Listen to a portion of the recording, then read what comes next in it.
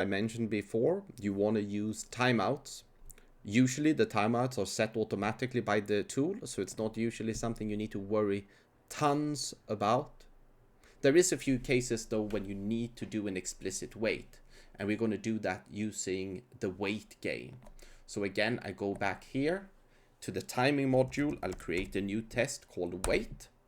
And then, as you see, I forgot now to add the URL. So you see that the URL is weight game. We will put in weight game here.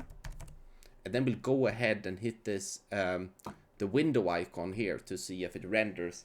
And you see we're good. The weight game is a little bit different. Here, if I hit start game and I hit end game straight away, it says, oh, try again, you're too early. Here I gotta be patient. I gotta wait for 5 seconds before I hit the end game, and then it's gonna be fine. So let's do this again. Let's make sure the page is fresh when we record. Hit the record button and hit start game. The problem now is, of course, Boozang doesn't know that it needs to wait here. So it's going to try and hit this button as soon as it can. So if I hit this again, I'm getting a fresh field and I press play. You see Boozang is too fast. This is where we want to add an explicit weight.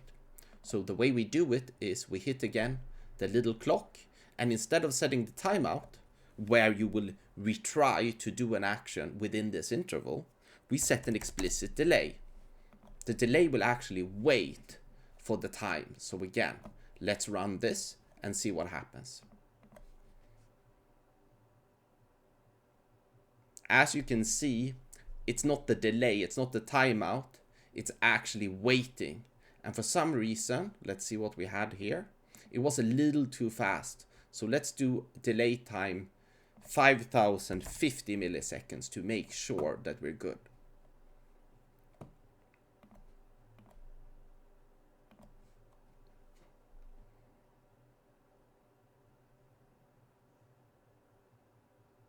Yeah, now it seems to be working better. So maybe if you have a wait of something that should be 5 seconds, you make sure to put a little bit of margin.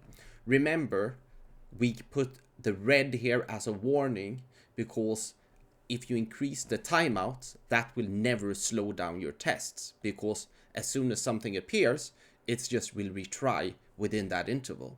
This thing though will very much slow down your tests. So try to avoid delays as much as possible.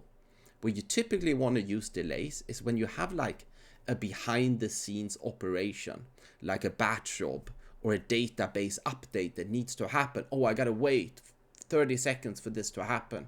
You want to use delays. So that's when you use this, the little red button, the delay time.